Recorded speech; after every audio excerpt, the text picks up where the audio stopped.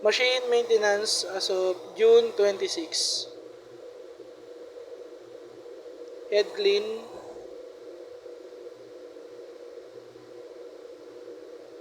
Antayin lang matapos.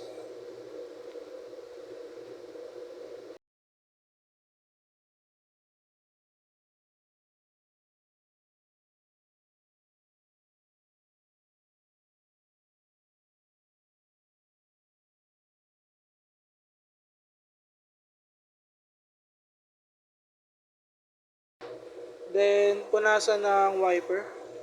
Pagkatapos mag-head clean. Sunod naman ay nozzle check.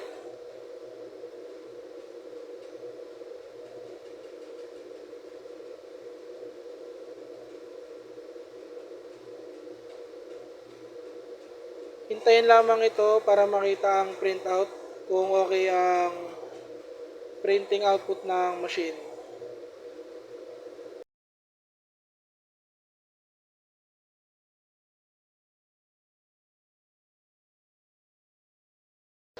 Yan, so okay naman yung output.